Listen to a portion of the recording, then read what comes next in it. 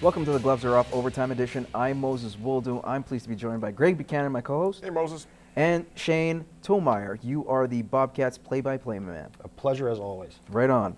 That's awesome. Now we're going to start off with curling, your favorite sport. It is. All right. Well, Rachel Homan, of course, going 13-0, and what was even more surprising is that she didn't even throw her final stone in any of her draws during the Scotties. That's very impressive, and to still remain undefeated, remarkable. This girl, two-time champion, will represent Canada at the Worlds, and of course, again, at next year's Scotties. Guys, is she the new face of curling and perhaps maybe more dominant than Jennifer Jones at her age? She's in her early 20s, guys, like 23, 24.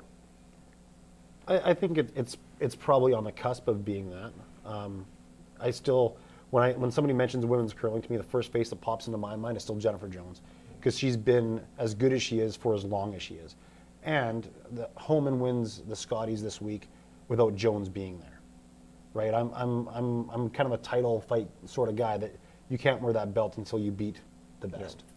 She did one time. Well, absolutely. She retains her own title, so there's that. But one could argue that since then, Jones. You're just saying it just maybe was a little weaker this time. It was much more open. Potentially. It was easier for But Rachel I mean, Homan. to be 13-0, to sweep the Scotties, And the first terrible time pun since the intended. 80s. Yeah, absolutely. 88 or something like that, right? But she's 24 years old, and that's a great sign. And even on the men's side of things, you have Jacobs right now. We're not supposed to say it, but Olympics, and he's 26 years old. So here's a young guy. He's 26. That's pretty young. So it's nice to see some of these new faces in the sport of curling, whether it be men's or women's, that are becoming champions themselves. And it's nice to see the stereotype around it changing as well. Especially in the women's game, it's much younger than it has been in decades. I'm sure that the average skip's age has got to be low to mid 20s easily, and just the dynamic of it. You hate to say it, but sex sells, and it's much better in that sense than what it has been ever. I would say. I will Have you say ever this, seen it's becoming much more athletic of a sport. Yes. Much like how Tiger Yeah. Woods really transformed how golf was Exactly. perceived. He's more at athletic body type. Brad Jacobs for men's curling is a prime example of that, where they're becoming, that gym regiment. Rachel Homan is actually a personal trainer. So that comes into Back in the day, this is before your time, Ed Wernick from Ontario. Ed was probably 240, 250, didn't even know how to spell gym. And he was a great curler. Was he an athlete? No, but he was a great curler. You could almost say that about Randy Furby, right? And Oh, then for sure you could. Not almost. Yeah, exactly. There's no almost there. I'm just saying, you never know. He could be a big boy, but that doesn't necessarily mean you're not athletic. But guys, I want to move on to a guy who has been athletic. Well, power-wise, not so much last year, but I'm talking about Josh Hamilton with the LA Angels. Of course, he dropped quite a bit of weight last year. Of course, going to that gluten-free diet, thinking that might even help him out. Does that That work? didn't. Well, it didn't help him out in Los Angeles, and of course that caused a lot of trouble. So this year he's saying, all right, I'm going to change my perspective on things. He put on 28 pounds this off season. Guys, do you think that's going to help him bring back those numbers he had when he was a monster in Texas? And I don't mean that in a physical standpoint. I mean he put up huge numbers.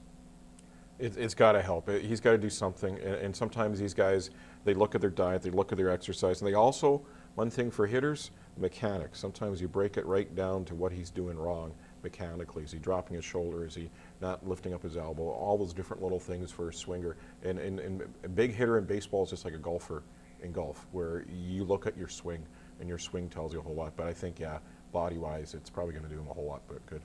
I sure hope so. I think Josh Hamilton is one of the better stories in baseball. To go from where he was, drunk and system abuse problems substance abuse problems of all kinds, to clean up his act and get to where he was in 08, 09, that area, and you hope that he can come back to that again. And I hope that it does happen, and when it does, that it doesn't come down to, how do you think he magically gained 28 pounds in the offseason? They won't think it's necessarily steroid Exactly. induced. I want to get to this one. NFL replays. Ron Rivera, the current coach of the year, Carolina Panthers, he said that, instant replay should probably expand to say certain pass interference calls. Not all, but to see if the guys actually clutch it on a jersey, what have you, in case they're missed. Does he have a point, or are we just reaching far too much into this? we're, you know, I'm not a huge fan of the replays, whether it be the CFL or NFL, even in the NHL, where it just slows down the game so much. I know we want to get the perfect call all the time, but at the same time, I think it's disrupting the game. The refereeing has always been a part of the dynamic, right? You've got to beat the 11 or 12 guys, depending on the league, on the other side of the line, but then you've also got to beat the 5 guys in the stripes and make sure that they're seeing what you need them to see. Now, I understand his point, and I do tend to agree with it because, and he gave a fantastic example. You've got guys in the NFL now, and his guy, Cam Newton's one of them, that can throw the ball 40 or 50 yards. So you're on the 40-yard line, let's say, you launch the ball into the end zone, there's pass interference, or there isn't.